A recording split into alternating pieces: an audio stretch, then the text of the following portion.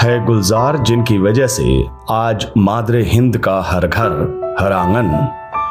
उन बाबा साहब को हम सब का नमन, उन बाबा साहब का चरण वंदन।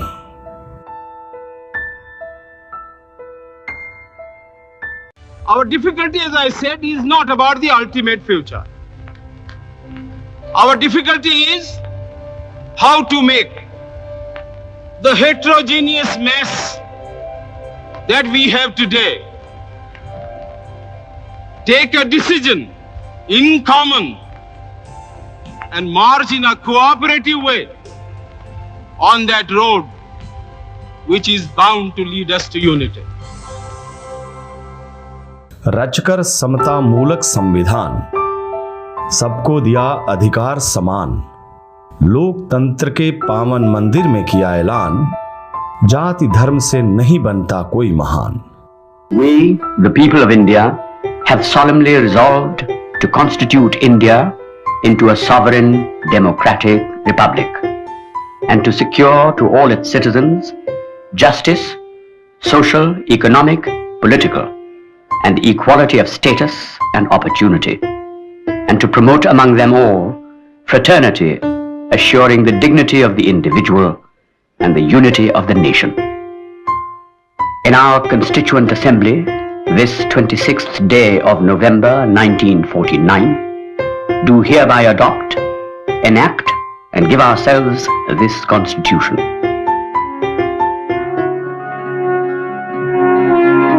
Our Constitution is an expression of the democratic urge.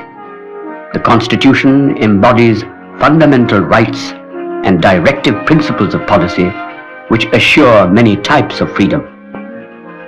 Our state is a secular state which gives equal opportunity to every group, every part of the country, every state, province and area.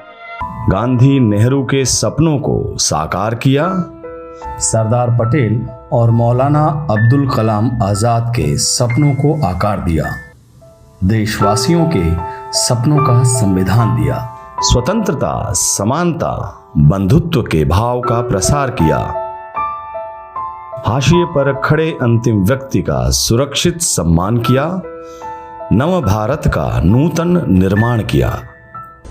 Doctor Ambedkar सचमुच एक प्रेरणा स्रोत है।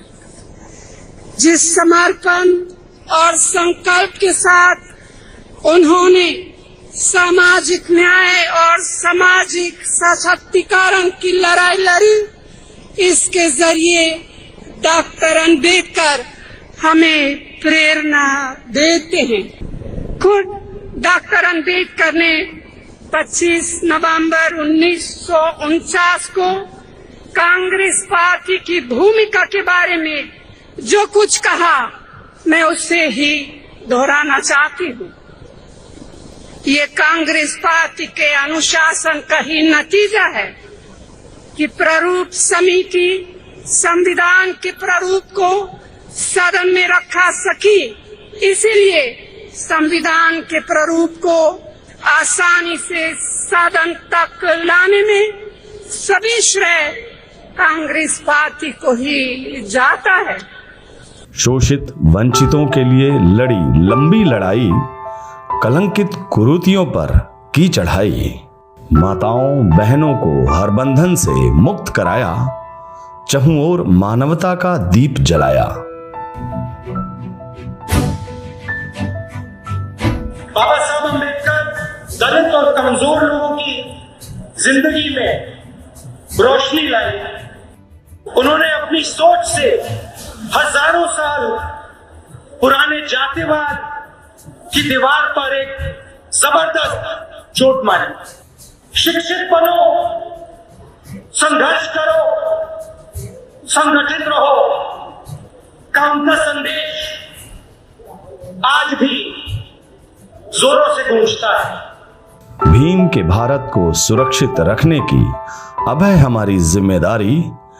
नफरत हिंसा के सियासी सौदागरों की करनी है कड़ी पहरेदारी। भीम के विचारों का नहीं हो सकता कोई विकल्प।